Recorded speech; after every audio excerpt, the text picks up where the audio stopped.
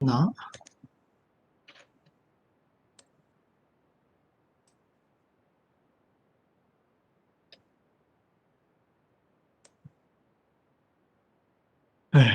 오늘 미팅이 세 개나 있어.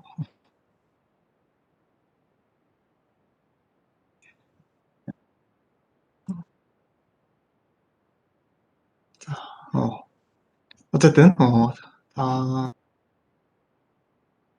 다 안 왔으면 자기가 조드한테 연락들 좀 해줘. 그리고, 다음 주부터 시간이 별로 안 좋을 것 같아. 오전 될 것 같아. 네, 그래서, 음, 이랑, 어디냐, 민지랑 준비됐죠? 네.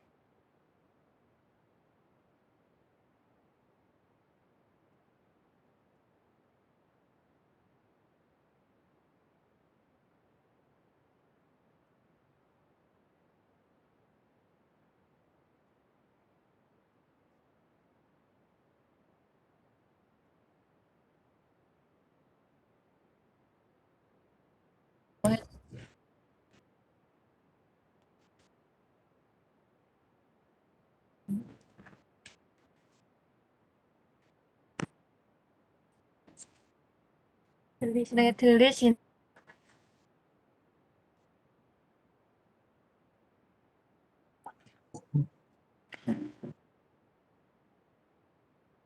전날까지 정보 다양성과 발전을 LMP에 대해 발표하게 된 뉴시프 김민지입니다. 먼저 리포점 LMP의 종류 등에 대한 기초 설명을 드리고, 먼저 인트로덕션입니다. 다양한 치료제를 전달하는 유망한 수단입니다.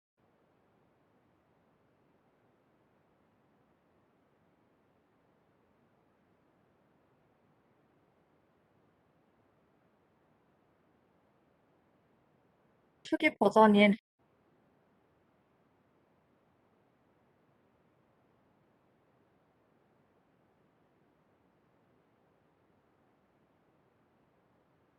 차세대 LMP는 확장된 물리적 안정성을 보입니다. 이러한 LMP는 신체에서 약물을 전달할 위치와 시기를 제어할 수 있기 때문에 다양한 질병에 대한 치료법에 쓰일 수 있습니다. LMP에 대해 먼저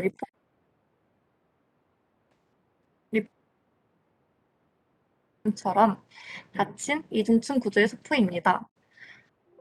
으로 이루어져 있고 은 나노 크기이기 때문에 초기 세대로 리포좀은 약물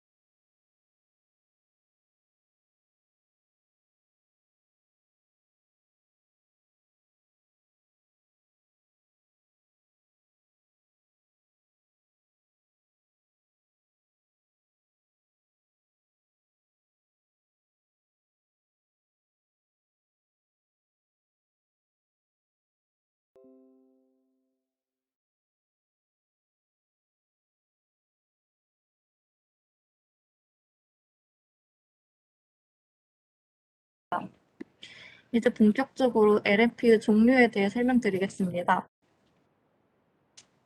핵산에 대해 먼저 설명을 드리자면 DNA, RNA 같은 핵산은 의학에서 다양한 역할을 하지만 세포까지 전달하는 것에 대한 어려움이 존재합니다. 핵산의 음전화와 친수성은 원형 결막을 통한 수동 확산을 방해하며 핵산과 혈청 단백질이 결합한다거나 식세포에 의해 흡수된다거나 뉴클리아제에 의해 분해되는 등의 요인으로 방해받습니다. 따라서 핵산은 분해로부터 보호받고 효율적인 흡수를 위해 표적 세포까지 전달되기 위한 전달 벡터가 필요하게 됩니다.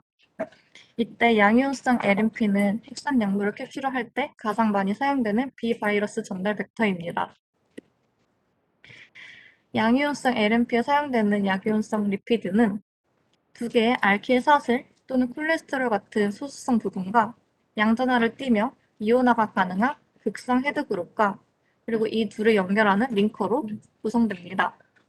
이 지질은 양전하를 띠기 때문에 음전하를 띠는 핵산을 안정화시킬 수 있으며 뉴클리아제에 의한 분해에 대해 저항성을 증가시켜 원하는 표적 세포에 좀 더 효율적으로 전달할 수 있습니다. 핵산이 세포로 전달되는 과정은 먼저 세포 표면에 LNP가 붙으면 LNP의 구조가 변하면서 세포 내 이입이 발생하고 셀 안으로 들어간 LNP가 깨지면서 핵산을 방출하게 됩니다. 이때 세포막은 보통 음전화이고 LNP는 양전화를 띠기 때문에 세포막의 LNP 흡착 및 융합은 정전기적으로 촉진된다고 할 수 있습니다. 다음으로 고체 지질 나노 입자인 SLN과 나노 구조 지질 운반체인 NLC에 대해 설명하겠습니다. 리포즘은 약물 캐리어로 유용하지만 유기용매를 이용한 복잡한 제조 방법이 필요하고 약물 로딩 효율이 낮으며 대규모로 생산하기 어렵다는 단점이 있습니다. SLM과 NLC는 이러한 리포즘의 단점 중 일부를 해결하기 위해 개발되었습니다. 리포즘은 액체와 결정상의 지질 이중층만 포함되지만 SLN은 고체 지질이 포함되고 NLC는 고체 지질과 액체와 결정상의 지질 혼합물이 포함됩니다. 이들은 지질, 계면 활성제, 코팅 물질과 같은 안정화제로 구성되며 리포즘에 비해 더 높은 적재 능력과 높은 생체 이용률을 가지고 있고 유기용매를 사용하지 않고 대규모로 쉽게 생산할 수 있다는 장점을 가집니다. 이들은 고체 지질로 인해 이동성이 감소되며 이로 인해 약물의 방출을 보다 정확하게 제어할 수 있습니다. 하지만 SLN의 경우 장기 보관 시 결정화로 인해 약물이 주변 매트릭스로 배출될 수 있다는 단점이 있습니다. NLC는 SLN에 소량의 액체 지질을 도입하여 지질 코어의 결정도가 감소되도록 설계되었습니다. NLC의 감소된 결정성은 매트릭스에서 약물이 방출되는 것을 억제하고 더 많은 약물을 전달할 수 있으며 나노 입자의 물리적, 화학적 장기 안정성을 높인다는 장점이 있습니다. 지금부터 비층상 지질 나노 입자에 대해 설명드리겠습니다. 비층상 구조의 LNP 중 대표적인 것으로 큐보솜이라는 것이 있습니다. 큐보솜은 큐빅상으로 기공과 함께 연속적인 주기 격자 구조를 가지는 단일 지질 이중층입니다. 큐보솜은 생리학적 조건에서 매우 안정하고 구성에 따라 기공의 크기를 조절할 수 있으며 생체 활성 지질을 포함하도록 제어할 수도 있습니다. 그리고 리포솜보다 약물의 로딩을 위한 더 넓은 표면적을 제공하고 약물 전달 시스템, 막생물 반응기, 인공세포 및 바이오 센서와 같은 다양한 응용 분야에서 사용될 수 있습니다. 큐보솜의 가장 흔한 구성은 글리세릴 모노올리에이트를 지질 성분으로 하고 플록사모 407을 안정화 계멸 활성제로 사용한 것인데 이러한 조합을 사용한다면 수화 시 지질은 자발적으로 큐빅 액정상을 형성하게 됩니다.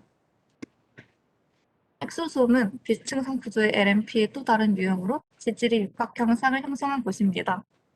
엑소솜은 양친밀성 지질, 고분자 안정제 및 물을 포함하는 큐보솜의 구성과 비슷합니다. 비층상 구조의 LNP 중 또 다른 유형인 마이셀은 소수성 코어와 친수성 껍질을 가진 비층상 지질 나노 크기 입자이고 물에 잘 녹지 않는 의약품을 가용화하는 데 성공적으로 사용되었습니다. 친수성 코어와 소수성 껍질을 가진 리버스 마이셀은 색상과 같은 친수성 분자를 캡슐화하는 데 사용되었습니다. 다음으로 에토솜은 에탄올을 포함하는 인질 나노 입자인데 에탄올은 에토솜의 투과성과 탄력성을 증가시켜서 피부 각질층의 모공을 통해 약물과 화장품의 경피 전달을 가능하게 합니다. 이러한 전달은 경부 약물로 인한 합병증을 피할 수 있습니다. 다음으로 LNP 형성 방법에 대해 설명드리겠습니다. 먼저 필름 수화 방법인데 먼저 지질을 유기용매에 용해시킨 다음 건조시키면 바이알병의 지질막이 형성되고 이를 소화시키면 리포솜 분산액이 형성됩니다.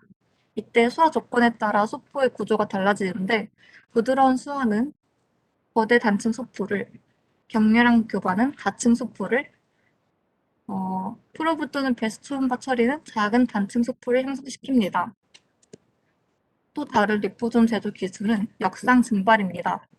먼저 수산과 유기산을 혼합한 후 초음파 처리 등으로 유중수 에멀전을 만든 다음 증발시키면 리포솜 편타액이 생성됩니다. LNP 형성을 위한 마지막 방법으로는 지질 용액을 수성 매질에 빠르게 주입시키는 용매 주입 기술이 있습니다. LNP의 다양한 장점에도 불구하고 LNP 약물 전달 시스템은 타겟 선택성 부족, 생체 내 불안정성 등의 제한이 있습니다. 따라서 이러한 제한을 극복하기 위한 LNP 변형 방법에 대해 알아볼 것입니다. 가장 먼저 표적화된 리포즘에 대해 알아보겠습니다. 표적화된 리포즘은 세포의 특정 리셉터를 인식하고 결합하기 위해 표면에 리간드가 붙은 리포즘입니다. 이렇게 리포즘에 리간드가 붙게 되면 리포즘의 효율이 매우 증가하게 됩니다. 예를 들어 엽산 수용체와 프레스페린 수용체는 암세포에서 과발현되는데 엽산 수용체는 리간드인 엽산에 강하게 결합하기 때문에 엽산을 리간드로 가진 리포솜이 특정 종양 세포에 대한 특이성을 갖게 합니다. 즉 수용체는 암세포에서 과발현되며 리간드가 리포솜을 암세포로 안내하는 것입니다. 엽산 수용체는 건선, 푸른병, 류마티스 관절염 등의 염증성 질환에 존재하는 엑스세포에서 과발현됩니다. 따라서 엽산이 매개하는 표적화는 항염증 약물을 전달하는 데도 사용할 수 있습니다. 또 다른 예시인 프레스페린 수용체는 빠르게 증식하는 암세포에서 과발현되기 때문에 프레스페린 수용체를 표적으로 하는 항암요법의 개발을 가능하게 합니다. 두 번째로 기능적으로 변형된 LNP인 스텔스 리포솜에 대해 알아보겠습니다. 면역 리포솜은 특정 세포 유형에 아주 선택적이지만 식세포에 의해 제거된다는 문제가 있습니다. 이 문제를 해결하기 위해 리포솜을 불활성 중합체로 코팅하여 식세포에게 보이지 않게 하는 방법을 사용할 수 있습니다. 불활성 중합체로 주로 폴리에틸렌 글리콜린, PEG를 사용하는데 PEG화하면 이체 장애를 통해 식세포에게 안 보이게 할 수 있습니다. 따라서 혈액 내에서 리포솜이 제거되지 않고 살아있는 시간이 증가하게 되고 리포솜이 암 조직에 더 효과적으로 축적되어 약물 전달 효과를 더욱 증가시킬 수 있습니다. 마지막으로 물리화학적, 생화학적 자극에 반응하도록 변형된 리포솜에 대해 알아보겠습니다. 이 리포솜은 특정 반응에 노출될 때 약물이 방출될 수 있도록 변형된 것입니다.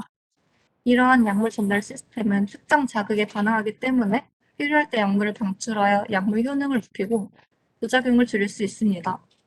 자극이라 하면 온도, pH 변화, 효소, 빛, 자기장 등이 있는데 이러한 자극 중 pH 변화는 신체의 여러 pH 구배가 존재하기 때문에 가장 유명합니다. 자극을 받으며 리포솜이 라멜라 상에서 널 라멜라 상으로 변하는 등의 상 전이를 겪으면서 세포막에 대한 투과성을 증가시킵니다. 마지막으로 LNP 제형에 사용되는 지질의 독성에 대해 알아보겠습니다. LNP 성분은 인간 세포에 유독할 수 있는 비천형 화합물입니다. 예를 들어 양이온성 지질은 흑산 같은 깨지기 쉬운 화합물의 전달을 위한 운반체로서 사용되지만 일부 양이온성 지질은 세포 독성을 유발합니다. 어떤 경우에는 양이온성 지질이 세포의 체세포 분열을 감소시키고 세포질에 불을 형성하거나 주요 세포 단백질에 해로운 영향을 미칩니다. 이러한 양이온성 지질의 독성은 친수성인 헤드의 구조에 따라 달라지는데 예를 들어 4차 암모늄을 헤드로 가진 지질은 3차 아민을 헤드로 가진 지질보다 더 독성이 있다고 합니다. 하지만 널리 쓰이는 이온화 가능한 양이온성 지질은 몸 속에서도 pH가 다르기 때문에 세포 내부에서만 양 전하를 띠고 혈류에서는 전하를 띠지 않습니다. 따라서 이온화되는 양이온성 지질은 이온화되지 않는 양이온성 지질보다 독성이 덜하다고 합니다.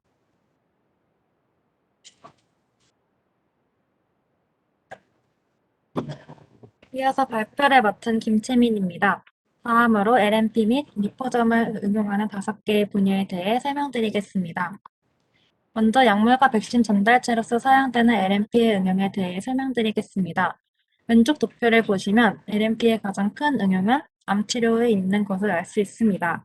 이는 LNP로 캡슐화된 항종양제에 형성된 생체 이용률 및 선택성 때문입니다. LNP는 정상 조직에 대한 항암제의 독성을 감소시키고 소수성 약물의 수용해도를 증가시키며 약물 치료 시간을 연장하고 약물 방출 제어를 개선합니다. 또한 EPR 효과를 통해 효능을 향상시킵니다. EPR 효과는 다음 장에서 설명드리겠습니다.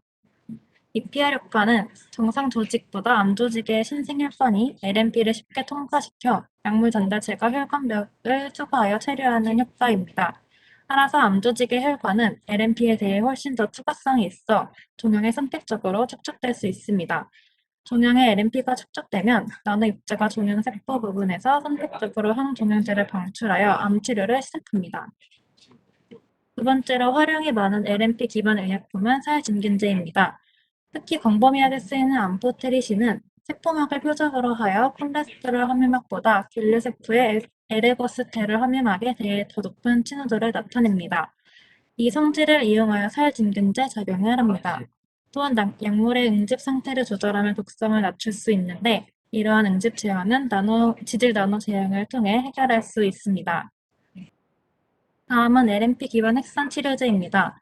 핵산 치료제는 다양한 질병의 치료 가능성을 보여주는 새로운 종류의 약물입니다. 핵산은 친소성이 높기 때문에 세포 내로 거의 흡수되지 않고 또한 혈액의 뉴클레아제에 의해 쉽게 분해됩니다. 따라서 세포에 들어가 효과를 나타내기 위해서는 전달 벡터가 필요합니다. LNP 운반체는 핵산 약물을 전달하는 성공적인 방법 중 하나입니다. 다음으로 코로나 바이러스 mRNA 백신에 활용된 LNP입니다. 최근 LNP의 효과적인 사례는 단연 코로나 바이러스 mRNA 백신의 전달 매개체로 사용한 것이라고 할 수 있습니다. 화이자와 모더나 백신에 사용된 LNP를 살펴보기 전에 먼저 mRNA 백신 작용 메커니즘을 설명드리겠습니다. 코로나 바이러스의 스파이크 단백질을 암호화하는 mRNA가 LNP에 감싸져 있습니다. 이 LNP는 숙주세포의 세포질로 전달되고 mRNA는 스파이크 단백질로 번역됩니다. 이는 항원으로 작용하고 바이러스에 대한 면역 반응으로 이어지게 됩니다. 코로나 바이러스의 LNP에 대해 자세히 살펴보겠습니다. 위의 지질들은 화이자와 모더나 백신을 구성하는 지질들입니다. 공통적으로 이온화 지질, pH 지질, DSPC, 콜레스테롤이 있습니다. 이온화 지질은 음전화를 띠는 mRNA와 결합을 하고 또 음전화를 띠는 세포막에 흡착,융합을 합니다. pH 지질은 옥소닌화 및 식세포에 의한 제거 방지에 도움을 주고 인지질과 콜레스테롤은 LNP를 패킹하는 데 도움을 줍니다. LNP 기반 mRNA 백신과 치료제의 특징을 살펴보겠습니다. LNP를 활용한 mRNA의 세포 내 전달은 숙주세포 내에서 원하는 거의 모든 단백질의 발현을 허용합니다. DNA 요법보다 발암 및 돌연 변이의 위험이 감소되어 안전성이 향상됩니다. 또한 mRNA 제조는 DNA 생산보다 더 쉽게 표준화되고 훨씬 더 나은 재현성을 제공합니다. 마지막으로 mRNA 백신은 높은 효능 및 저비용 제조가 가능합니다. 아래 표는 이를 활용한 LNP 제제 mRNA 약물 및 백신 종류입니다. 영상의학은 질병을 진단하고 약물 전달을 모니터링하며 치료에 대한 반응을 확인하는 분야입니다. 기존의 MRI, CT, PET 등의 영상 방법은 해상도 및 특이도가 낮았지만 나노 입자 전달 시스템으로 이 일을 해결할 수 있습니다. 첫 번째로 방사성 동위 원소를 리포솜에 표질을 하여 PET, CT 등에 활용하는 것입니다. 여기서 리포솜은 EPR 효과로 인해 중앙 조직에 많이 축적이 되고 이것을 영상화하여 암을 진단할 수 있습니다. 두 번째로 MRI로 영상화할 때 조형제를 리포솜 안에 포획을 한다면 제제의 독성이 감소된다는 장점이 있습니다. 세 번째로 진단과 치료를 동시에 하는 하이브리드 LNP를 활용할 수 있습니다. 예를 들어 영상 장치를 통해 진단하는 데 쓰이는 형광염료 혹은 콘돔닷이 인지질 지중층에 포획되어 있고 종양을 제거할 약제가 LNP 안에 포획되어 있는 구조에서는 진단과 치료를 동시에 할 수 있습니다. 화장품 산업은 나노기술의 발전을 먼저 인식하고 채택한 산업 중 하나입니다. 리포솜 화장품의 장점에는 향상된 안정성 및 효능뿐만 아니라 성분이 피부에 성공적으로 침투하는 것이 있습니다. LMP는 식품 산업과 영양 분야에서 점점 더 두드러지고 있습니다. LMP는 단백질, 효소, 비타민 및 향료의 전달을 제어하는 데 사용되었습니다. 또한 최근 식품 및 건강보조식품에서 SLN 및 NLC의 사용은 더 많은 양 전달, 높은 생체 이용도, 대규모 생산의 이점으로 인해 크게 증가하고 있습니다. 다음 표는 식물과 영양 분야에서의 LMP 활용 특허입니다. 첫 번째는 냉장 또는 냉동 보관 유형의 식품에서의 활용입니다. 활성 성분이 리포솜에 캡슐화되어 안정성 및 항산화 능력이 증가하는 것입니다. 두 번째로는 베타카로틴과 같은 깨지기 쉬운 영양소를 지질을 기반으로 하는 코킬레이트 구조로 제조하여 깨지는 것을 방지하는 것입니다. 코킬레이트를 제조하는 방식은 다음과 같습니다. 리포솜을 칼슘 이온 혹은 아연 이온과 같은 양전화 이온이 있는 용액으로 처리하면 입자가 1마이크로미터의 코킬레이트 구조가 형성이 됩니다. 최근 LMP 응용에는 나노규모 화학 반응기가 있습니다. LMP는 금속 나노 입자의 크기 조절을 위한 나노 반응기로 사용되었습니다. 금속 나노 입자는 전자, 바이오 센서 및 촉매 작용 등에 사용됩니다. 나노 입자의 크기는 많은 특성을 결정하기 때문에 금속 나노 입자의 크기의 제한은 매우 중요합니다. 예를 들어 리포솜을 사용하여 2에서 5나노미터 금 나노 입자를 제조하는 것과 팔라듐 전구체를 환원시켜 1에서 3나노미터 크기의 안정한 팔라듐 나노 입자를 제조하는 것 등이 있습니다. 나노 반응기는 또한 제자리에서 치료제를 생산할 수 있게 함으로써 질병을 치료하고 유해 물질을 제거하기 위한 도구로 사용할 수 있습니다. 예를 들어 항산화 효소 카탈레아제는 시스플라틴 프로드러그 접합 인지질이 있는 리보솜 내부에 캡슐화됩니다. 이 효소는 산소를 생성하여 암세포를 치료하는 데 도움을 주고 동시에 시스플라틴 프로드러그가 산화되어 시스플라틴을 방출하게 하여 종양 성장을 억제합니다. 다음은 현재까지 진행된 LMP 연구에 대해 간략히 설명드리겠습니다. 지난 20년 동안의 연구에서 가장 빠르게 성장한 분야는 의약품, 식품, 효성소입니다. 최근 RNA 치료제 및 백신에 대한 관심으로 제네틱 영역도 증가할 것으로 보입니다. 다음은 다양한 종류의 LMP 관련 특허입니다. 고체 지질 나노 입자, 큐보선, 특히 많은 분야에서 꾸준히 선호되고 있는 NLC는 빠른 성장이 관찰되었습니다. 다음은 LMP 약물 전달 경로에 관한 특허입니다. 가장 많이 차지하는 것은 비경구를 통한 것이고 다음으로는 경구를 통해 약물을 전달하는 것이 많습니다. 추가적으로 경구와 비경구의 장단점을 설명드리겠습니다. 비경구는 높은 생체 이용도, 모든 LMP 유형에 적합한 것, 높은 재현성 등의 장점이 있고 단점으로는 수요시 불편한 유발, 의료시설에서 관리가 필요한 것입니다. 경구는 사용 편의성, 환자 스스로 투여 가능하다는 장점이 있고 단점으로는 낮은 생체 이용도 그리고 일관되지 않은 재현성 등이 있습니다. 다음은 특허에서 LMP의 인지질로 널리 사용되는 지질들입니다. LMP의 pH 지질로 널리 사용되는 지질들입니다. LMP의 양이온성 지질로 널리 사용되는 지질들은 표와 같습니다. 발표에 사용한 참고 문헌입니다. 오늘 발표에서는 리포솜부터 LMP의 개념, 그리고 응용 및 현재까지의 연구에 대해 다뤘습니다. 현대 나노 기술의 발달로 지질 나노 입자의 다양한 응용은 계속될 것으로 예상됩니다. 이것으로 발표를 마치겠습니다. 감사합니다.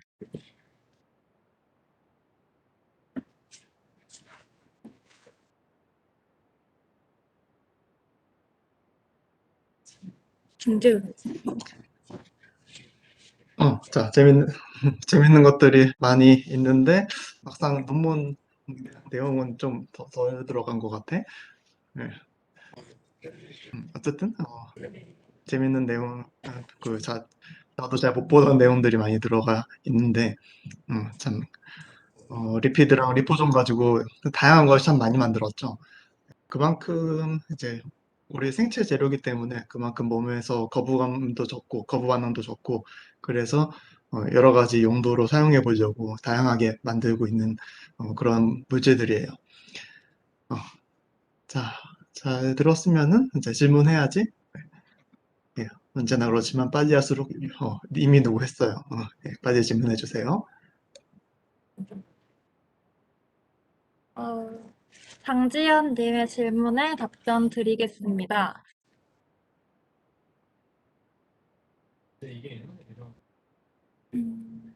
나노 반응기가 치료제를 생산할 수 있다는 것에 대해서 설명드리겠습니다. 앞에서 설명드린 약물 전달 LNP는 단순히 표적세포에 전달하는 것이고, 나노 반응기에서 치료제가 생산된다는 것은 비슷하지만 조금 다른 의미입니다. 종양세포에서는 과산화수소가 생성되는데, 이를 카탈레아제가 분해를 시키면 물과 산소가 만들어지고, 이 산소가 다시 시스플라틴 전고 약물을 산화시켜서 방출하게 도와줍니다. 쉽게 말하면 카탈레아제에 의해 생성된 산소가 나노 반응기를 자극하는 것이라고 볼 수 있습니다. 오소연님의 질문에 답변 드리겠습니다. 어, 제 생각에는 일단 LNP 자체가 어쨌든 외부에서 생체로 들어온 침입자라고 할 수 있잖아요. 그래서 이 LNP가 면역 세포에 의해 제거가 덜 되는 것이 좋다고 생각합니다. 그리고 여기서 면역 세포에 의해 제거가 잘 안 된다는 것이 그 질문하시는 것처럼 면역 유발이 낮다? 라고 표현할 수 있을 것 같고요. 만약 mRNA 백신을 면역 세포가 침입자로 인식해서 면역 반응을 마다하게 일으킨다면 mRNA가 단백질 생산하는 것에 대해 차질이 생길 것 같습니다. 어, 이제 이게 수건이가 참 좋은 질문 해줬는데, 그러니까 백신은 맞아가지고 이제 면역력이 올라간다는 것이 이제 그 항원에 대해서, 그 병균에 대해서 면역력이 올라가는 거죠. 어, 근데 이제 그 병균에 대해서 면역력이 올라가려면은, 그 전통적으로는 사백신이라고 해가지고 이제 다 죽여가지고 집어넣거나 뭐 그렇게 하면은 이제 전체적인 병균에 대해서 면역 유발이 되는데, 이제 대신에 그 병균에는 그 코로나처럼 코로나에 스파이크 단백질만 있는 게 아니고 온갖 다른 단백질도 있고 그 코로나 자체에 세포 인지질도 있고 RNA도 있고 온갖 것들이 있기 때문에 그래서 스파이크에 대해서 딱 그 항체가 생겨야 얘를 바로 제거해 줄 수 있을 것 같은데 다른 잡다한 면역 반응들이 다 유발이 돼가지고 제대로 백신 면역이 안 생기는 경우들이 있어요. 그래서 이제 그리고 또 다른 문제는 이제 그 바이러스에 온갖 것들이 다 들어오니까 몸에서 놀라가지고 진짜 바이러스가 왕창 갑자기 들어왔구나 이렇게 놀라가지고 그 거부 반응이 확 생겨가지고 아나필락시스 같은 게 생길 수가 있어요. 어, 그래서 이제 요즘 신기술이라 어쨌든 이 분자생물학이 더 발전을 하면서 깨끗하게 우리 스파이크 단백질만 만들어서 넣어주자 이런 식으로 이제 뭐 다른 병균이라면 다른 병균에 맞는 뭐 그런 딱 그 단백질만 항원 단백질만 넣어주자 해서 만드는 것이 이제 이좀 진보된 어, 그런 그 백신들이고 그래서 지금 이제 RNA 백신이 먼저 나왔지만은 그전에는 이제 제조합 단백질 백신들이 먼저 나왔었어요. 먼저 개발돼서 상용화된 것들이 제조합 단백질 백신들이고 그래서 그 노바백스라는 게 그런 방식이잖아요. 그래서 노바백스가 이 스파이크 단백질을 직접 만들어 가지고 넣어주는 거예요. 그런 식이고 이제 우리 mRNA 백신은 단백질 만들어서 넣어주기가 너무 힘드니까 그래서 만들기도 힘들고 그러니까 그냥 설계도 넣어주면 알아서 만들게 하는 게 얼마나 좋냐 해가지고 나온 건데 아직 검증이 안 돼 있다가 이번에 이제 검증이 된 거죠. 어쨌든 그렇게 딱 우리가 넣어주고 싶은 애들만 딱 깨끗하게 넣어주면은 음, 깨끗한 면역 반응만 생길 것 같았는데 막상 그렇게 깨끗한 애만 넣어줬더니 너무 깨끗해가지고 몸에서 반응을 안 해. 네. 그러니까 이게 백신이 되려면은 몸에서 면역 세포들이 이제 활발하게 이거 저기다 느껴가지고 어, 일종의 훈련을 해야 되는 거예요. 그래서 적당한 스트레스를 줘야 돼. 그래서 어, 얘네들을 너무 깨끗한 애들을 넣어줬더니 몸에서 그냥 뭐 이상한 단백질이 들어왔구나. 뭐 별거 아니네. 이렇게 넘어가는 경우들이 생겼어요. 그래서 사용을 하는 것이 이제 면역 보조제, 면역 증강제 뭐 이런 것들이라고 해가지고 그런 것들을 같이 넣어주게 되고 그래서 노바백스가 그렇게 유명하지 않아서 예를 들어봤지 이해할지 모르겠는데 노바백스 같은 경우에는 뭐 사포닌 단백질 이런 거를 같이 넣어줘가지고 몸의 세포들을 약간 귀찮게 만들어가지고 이제 그 면역 반응을 유발하는 그런 형태로 되고 있고 뭐 독감 백신 이런 애들은 사백신이니까 자연스럽게 바이러스 시체들이 마구 들어가면서 이게 뭐야 나 짜증나 이러면서 어, 이제 면역 반응 유발이 됩니다. 마찬가지로 메신저 RNA 백신도 RNA 자체가 그런 역할을 하고요. 또 이 리피드 자체가 또 그런 역할을 해요. 그래서 그렇게 백신이 되려면은 몸에다가 뭔가 스트레스를 줘야 돼요. 그래서 그런 짜잘한 부작용들이 생기게 되는 거예요. 그래서 어, 그 백신은 사실 부작용을 수반할 수밖에 없어요. 기본적으로 살짝 발열이 있다거나, 뭐 약간 몸살이 있다거나, 뭐 이런 것들. 좀 심하면은 뭐 몸에 빨간 게 좀 올라온다거나, 알러지처럼 올라오는 이유가 그런 거부 반응이 조금 있어야 되기 때문에 그래요. 그러니까 몸 안에 있는 면역 시스템이, 어, 이거 뭔가 이거 뭔가 스트레스를 받아야 돼. 이거 뭔가 문제가 있구나 하는 걸 느껴야 애들이 이제, 그 훈련이 되는 거예요. 그렇기 때문에, 음, 그, 이제 시연이가 다시 질문한 거에 돌아가가지고, 어, 면역 반응 유발이 아주 낮으면 안 되고, 아예 없으면 안 되고, 살짝 있어야 돼. 살짝 있어야 되는데, 문제는 또 너무 많으면은 이제 부작용이 많아져가지고, 요즘 RNA 백신 때문에, 뭐, 음, 어디가 굉장히 안 좋아졌다더라. 뭐, 대부분은 이제, 뭐, 백혈병이니, 뭐, 뇌출혈이니 이런 거는 대부분 관련이 없는 거예요. 어. 왜냐면 대부분 그런 것들은 좀 누적된 것들이 생기는 거거든.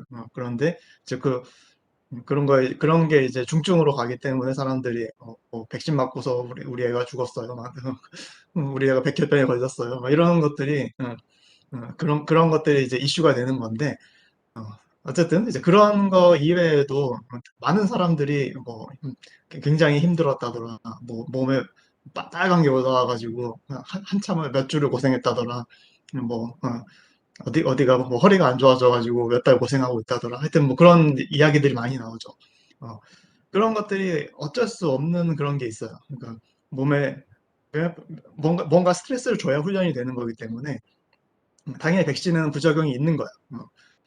그래서 그거를 굉장히 미묘하게 잘 튜닝을 해야 돼요. 그래서 너무 심하지 않은 부작용이면서 너무 없지는 않은 거기에 딱 최적화를 시켜야 돼. 문제는 우리 RNA 백신이 그걸 최적화 시간이 없었다는 거죠. 그래서 1년 안에 삼성 통과한 게 뭐 9개월 정도였죠. 1년 안에 그거를 만들어냈기 때문에 그냥 그 수년간의 경험을 통해서 대충 이 정도면은 될 거야 하고 대충 해가지고 했는데 기적적으로 통과가 된 거예요. 또 급하니까 이제 대충 이 정도면 됐어. 죽지 않으면 돼.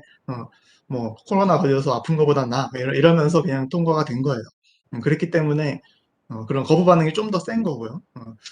그래서 조금 더 부작용이 있는 것뿐인데 그런 걸 감안해서도 사실 처음 만들어진 그런 백신 이거도 이라고 생각을 하면은 대단한 거예요. 이 정도 부작용으로 끝난다는 거 자체가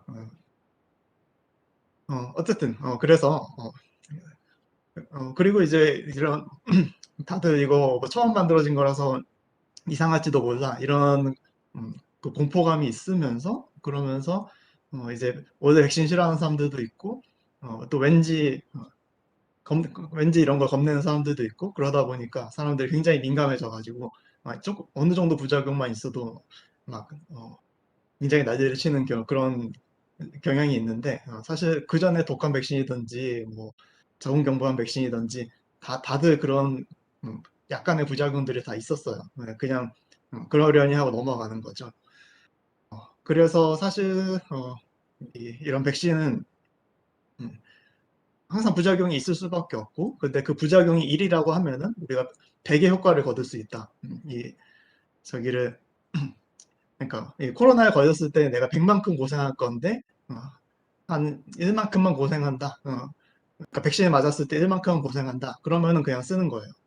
그런데 이제 운이 엄청나게 나빠가지고 내가 그 일이 되면은 고생을 하거나 잘못하면 죽을 수도 있고 뭐 그런 거죠. 그런데 이제 전체적으로는 이제 전체 사회적으로 인류 집단적으로 생각을 할 때에는 이정 100의 이득이 있는데 이들 때문에 안 할 수는 없는 거예요. 그런 것 때문에.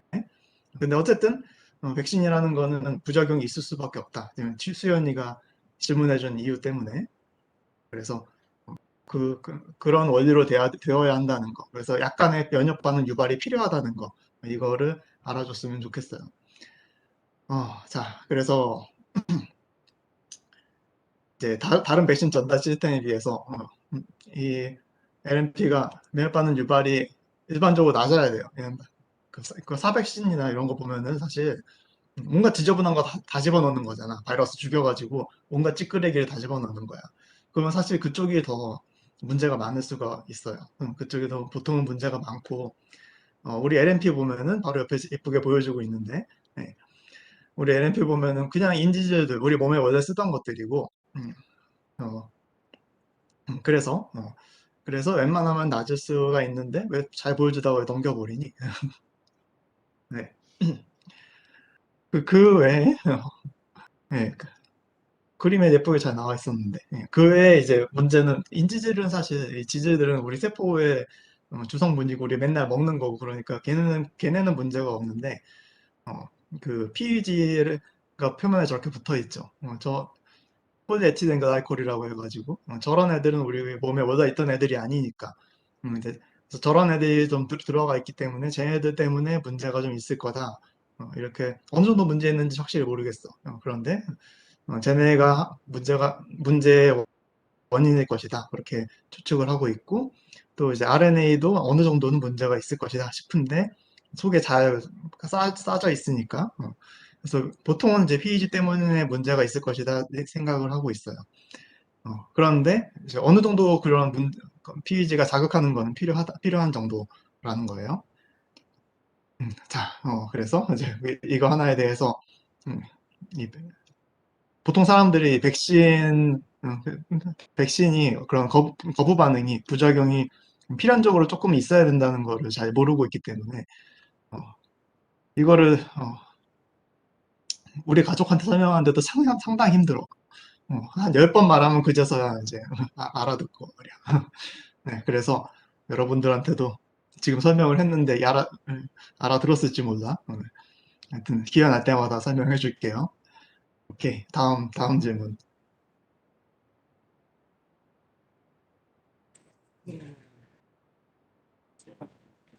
신승현님 질문이 스텔스 리포솜의 코팅되었다는 특징이 어떤 원리로 식세포에게 보이지 않게 되는지 궁금하다고 하셨는데, 지금 보시는 스텔스 리포솜이라는 게 표면에 그 PEG로 코팅이 되어 있어요. 근데 이 PEG가 특수성이라서 그 캐리어 표면에 물 분자를 끌어당겨서 면역 단백질과 상호작용을 할 자리가 없게 만드는 그런 스트레스 효과라는 걸 유발한다고 해요. 그러니까 PEG가 친수성이라서 물 분자를 끌어당겨서 입체 구조적으로 면역 단백질에 접근할 수 없게 한다는 것으로 알고 있습니다. 참 할 말이 많다. 자, 이게 리포좀이 자 PEG가 없는 상태의 리포좀이다 하면은 이제 이런 찌끄레기 그 리포좀들이 우리 몸 안에 피 안에 굉장히 많이 돌아다니고 있어요. 그럴 수밖에 없는 것이 모든 세포들이 다 저런 리피드로 이루어져 있고 걔네 세포들이 가만히 있는 게 아니고 계속해서 분열하고 터지고 깨지고 부딪히고 하다 보면은 그리고 또 스스로 저런 리포좀들을 막 만들어서 딴 데로 보내고 이런 걸 하다 보면은 리포점들이 굉장히 많이 돌아다녀요. 그래서 리포점이 굉장히 많이 돌아다니니까 걔네들을 청소해 주는 게 필요하죠. 그런 거를 청소해 주는 게 그런 식세포, 그러니까 그 백혈구 중에 제일 커다란 놈이 있어요. 그런 것들을 이런 찌끄레기들을 잡아먹어서 청소해주는 일을 하는 게 백혈구 중에 하나가 하는 일이에요. 그래서 그냥 리포점을 넣어주면은 그러니까 LNP를 그냥 백신 PEG 없이 그냥 넣어줬다 하면은 이 식세포가 보기에는 쓰레기네 하고서 그냥 잡아먹어버린단 말이야.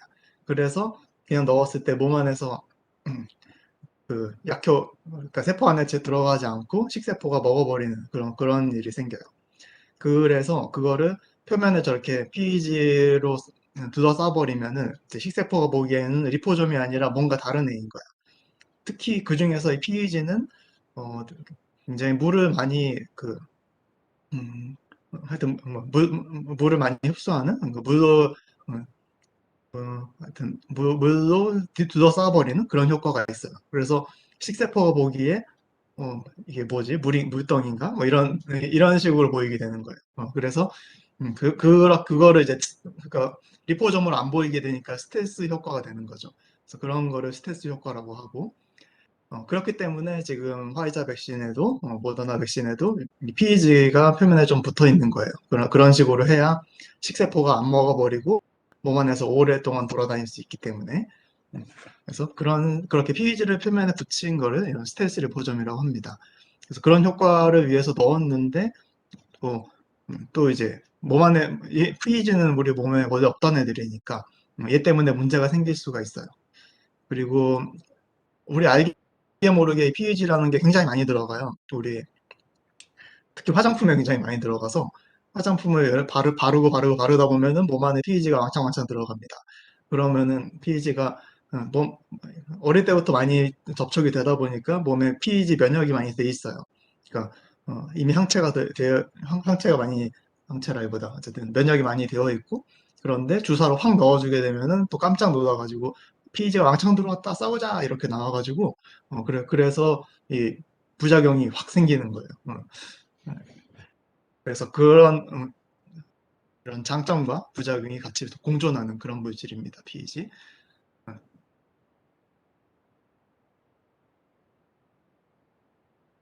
내가 잘 설명해 줘야지 내가 안 끼어들지.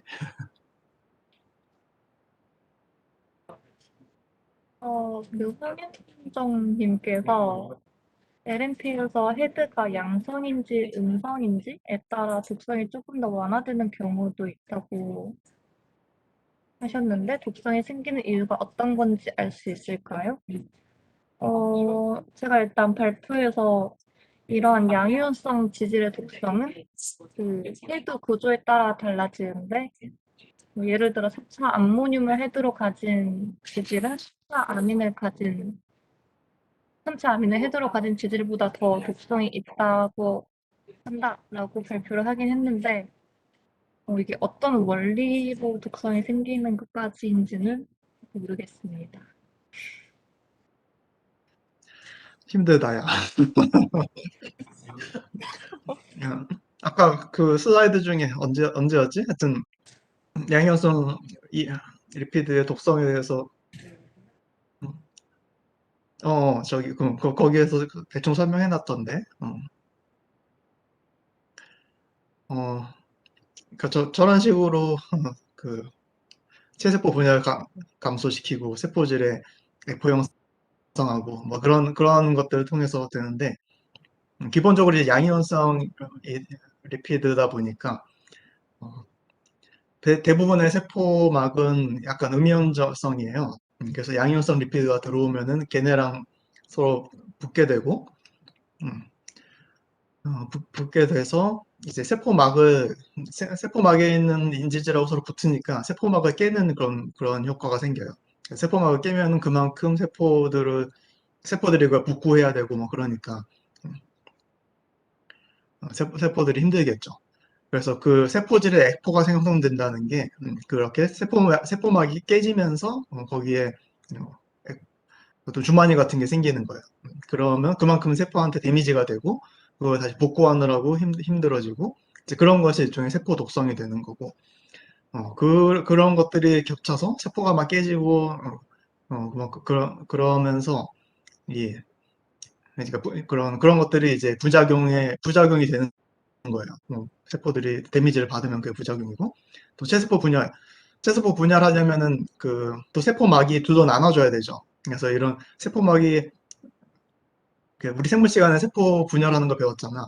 그래서 간단해 보이지만은 그게 세포가 하나로 있던 게 두 개의 막으로 두 개의 세포로 분열되는 게 굉장히 복잡한 과정인데 그 복잡한 과정인데 거기에 양이온 리피드가 끼어 들어가 가지고 있으면은 이제 오류가 생깁니다. 그럴 수밖에 없겠죠. 세포막을 하여튼 뒤흔들어 놓으니까. 그래서 세세포 분열하는데도 골치 아프게 만들 수가 있고 음, 그래서 특히 이제 세포 분열이 활발한 뭐 청소년기라던가 이럴 때 더 문제가 생길 수가 있어요. 음, 그래서 이제 우리 RNA 백신이 꼭 그래서만은 아니지만은 이제 청소년한테 좀 더 부작용이 많다고 하죠. 그래서 그런 이유도 조금 있을 수가 있어요. 어, 그래도 그렇다. 이런 얘기 했다가 갑자기 이런 얘기를 하면은 이제 너네 같은 애들이 가가지고 막 이런단 말이야. 우리 교수님이 그랬는데 청소년한테는 부작용이 엄청나대. 절대 맞으면 안 된대. 막 어, 이렇게 막 와전되는 경우들이 많아요. 그 얘기가 아니라 네. 어, 그런 거 다 감안해서 만드는 이 화이자 모더나 애들 내공이 장난이 아니에요. 그래서 그런 거 다 감안해가지고 만들어서 그래도 어, 사실 뭐 성인에 비해서 이 어린애들 예, 지금 대부분의 선진국들이 12세 이상은 거의 다 맞추고 있고 이스라엘 같은 경우는 이제 5에서 11세 이런 게 다 맞추고 있죠. 그랬는데도 불구하고 큰 문제 없잖아요.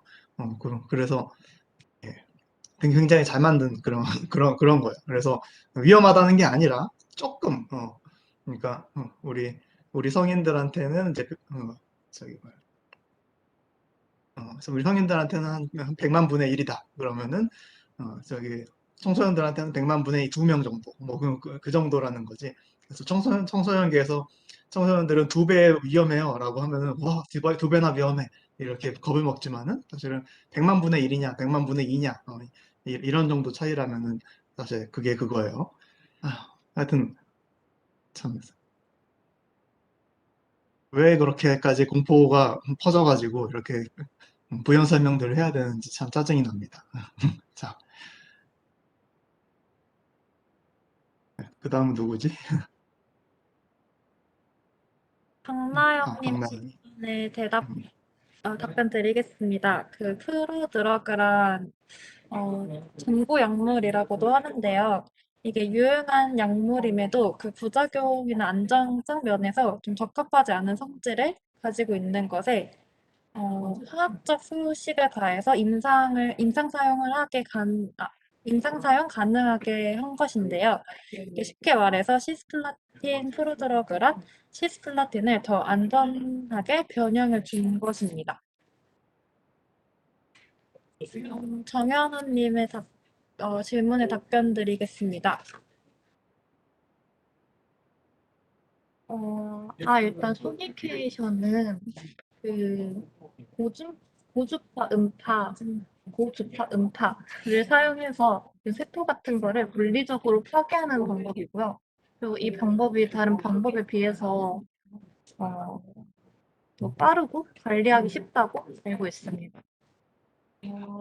그리고 프로브 소니케이션은 먼저 프로브 소니케이션은 그 세포 이런 걸 파괴할 때 소리 에너지를 샘플에 직접 그 소리를 직접 주입하는 기술이라서 그 샘플과 프로브 팁이 직접 접촉하게 되잖아요. 그래서 이 프로브 팁이 오염되고 침식되는 단점이 있고 그리고 베스 소니케이션은 그 초음파 에너지가 먼저 수조로 전달된 다음에 샘플로 전달되는 간접 초음파 기술이에요. 그래서 이 기술은 수조 전체에 에너지를 공급해야 돼서 더 많은 에너지가 필요한 그런 초음파 기술입니다.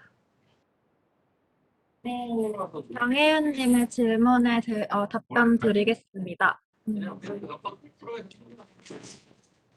여기 그 단백질 대체 요법을 물어보셨는데 여기 그 질병을 보시면 프로피온 선혈증, 아밀로이드증이 있는데 프로피온 선혈증이 프로프린 프로피온 효소 부족으로 일어나는 것이고, 아밀로이드증은 아밀로이드 단백질이 지나치게 많이 생기는데, 이러한 단백질들을 생성하거나 억제하는 mRNA를 LNP로 전달하여 치료하는 것입니다. 김수환님의 질문 답변해 드리겠습니다. 잠시만요. 읍소니나가 무엇인지 궁금하다고 하셨는데, 어, 옵소닌이라는 것은 대식세포의 식균 작용을 일어나게 하는 물질인데, 그 피의제 지질 역할이 옵소닌화를 방지하여 식균 작용이 잘 일어나지 않게 하는 것입니다. 음, 이옥현님의 질문에 답변 드리겠습니다.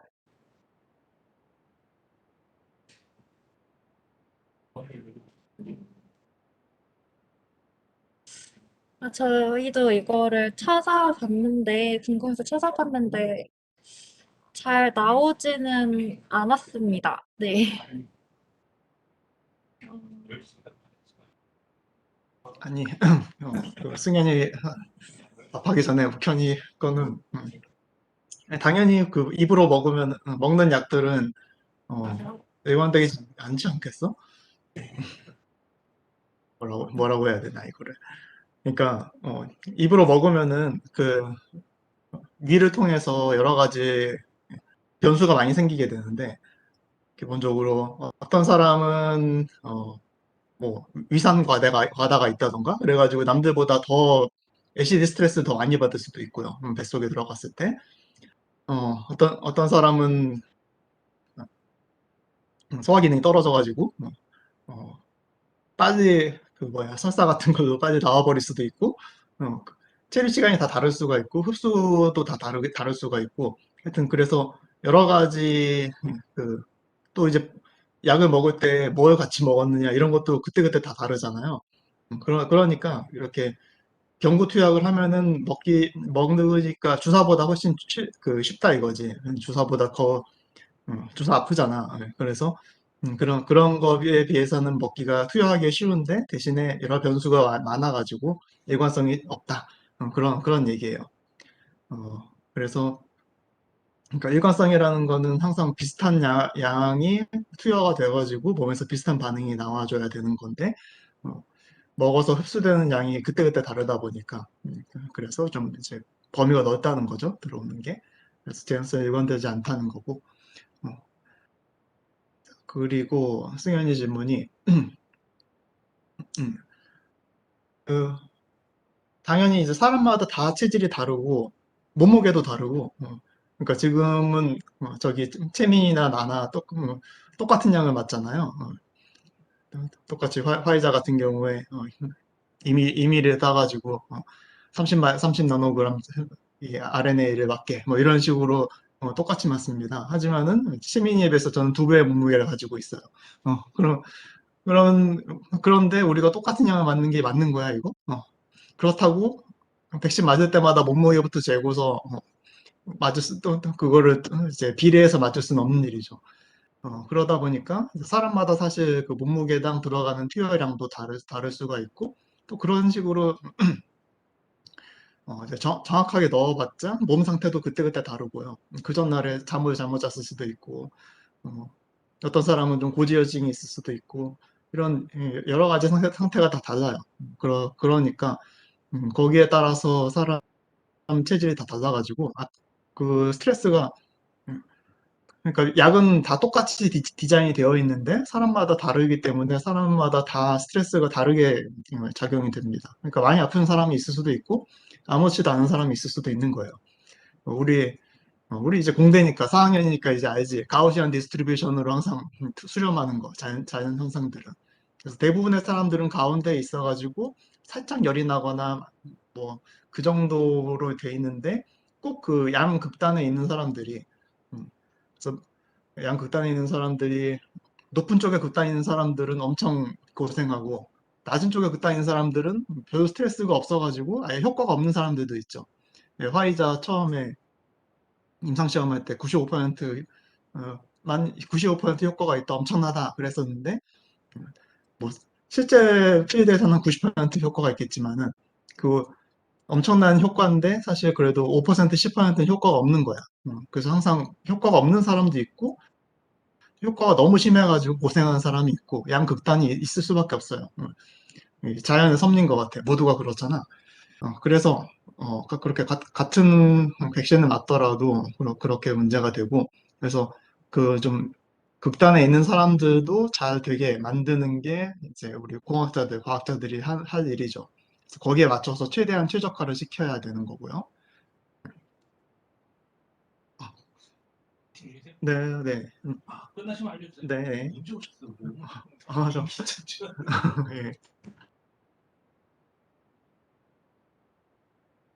아니, 꼭 그렇진 않아요. 그래서 저 예전에 이제 백신 맞기 시작할 때 그런 얘기들이 있었죠. 뭐 백신 맞고 너무 아무렇지 않아서 난 늙었나 봐. 뭐 그런 거. 나는 젊어가지고 젊은 사람들은 반응이 심하대. 뭐 그런 것들이 있었는데 꼭 거부 반응이 그러니까 어느 정도 거부 반응이 있어야 그 백신 효과가 있는 거기 때문에 일반적으로는 그렇게 어느 정도 거부 반응이 있는 게 좋은 거고 그런데 아무렇지 않더라도 둔해서 잘 못 느낄 수도 있고요. 그리고 진짜 아무렇지 않더라도 또 생길 수도 있어요. 그래서 그거는 사실 뭐 대중이 없습니다. 그래서 그런 거부 반응 가지고 이제 나는 완전히 프로텍션이 됐어. 뭐 이렇게 단정할 수는 없어요.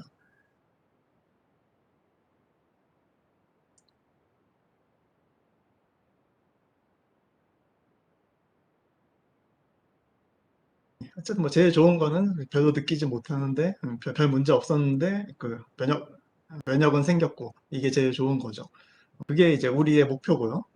공학자들의 목표인데 어, 근데 그게 참 쉽지 않은 거예요. 기본적으로 그 면역 시스템 활성화를 시켜야 되기 때문에 그게 말도 안 되게 어려운 목표인 거죠. 또 그거를 해내고 있습니다. 네. 사실 대부분 한 8, 90% 사람들은 별 문제 없잖아. 별 아무렇지도 않잖아. 네. 그렇기 때문에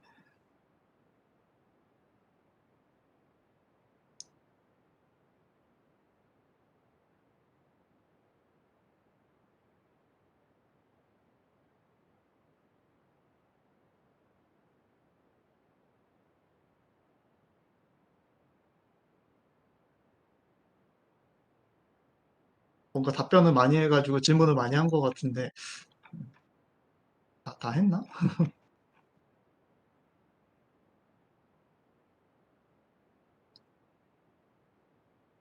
음. 예, 더 질문이 없으면은 또 이제 음, 우리 LNP에 대해서는 우리 위색조뿐 아니라 안정성조랑 흡입형 백신조랑 계속 비슷하게 음, 반복이 될 테니까 재밌죠? 재밌고 그리고 이제 계속 점점 여러 번 보면서 더 복습이 되면서 더 잘 알아갈 거예요. 특히 이제 오늘 기본적인 걸 봤기 때문에 내일 그 인하대학교 김현진 교수님이 LNP에 대해서 또 강연을 해주실 텐데 다들 올 수 있죠. 어, 그런데 이제 그분은 그냥 LNP가 아니라 인지질만 가지고 하는 LNP가 아니라 폴리머를 사용한 LNP예요. 그래서 고분자 기반의 이건 걔는 그 친구는 인지질을 안 하고 아예 안 쓰기 때문에 LNP라고 할 수도 없겠구나. 폴리머 나노 파티클 뭐 그런 것도 하는 거예요. 그래서 어, 폴리머 자체가 이렇게 전하를 띌 수도 있고 폴리머 자체는 우리가 여러 가지로 다 모디파이가 가능하기 때문에 그래서 더 쉽게 만들 수가 있는 장점이 있는 반면에 폴리머 자체가 우리 몸에 원래 있던 애가 아니기 때문에 거부 반응이 엄청나요. 그래서 아직까지 상용화된 게 없어요. 어, 그, 그래서 있기는 있구나. 어쨌든 그래서 굉장히 쓰기 힘든 그런 문제가 있습니다. 그래서 공학적으로 디자인하기에는 참 좋은데 막상 몸에 넣으면은 잘 안 되는 그런 쪽이기는 해요. 또그 문제를 어떻게 해결하고 있는지 그런 것에 주의를 기울이면서 내일 강연을 들으면 될 것 같아요. 좋을 것 같아요.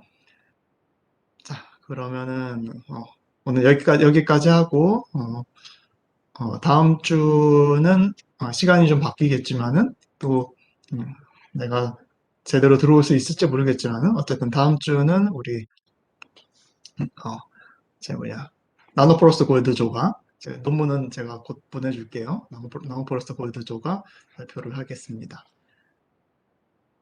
자, 그럼 오늘은 그 발표해준 민지랑 채민이 다 수고했고 저 시간 바꾸는 거는 그때 봐서 우리 카톡으로 시간 바꿔 봐요. 오케이. 여기까지 하겠습니다. 내일 봐요.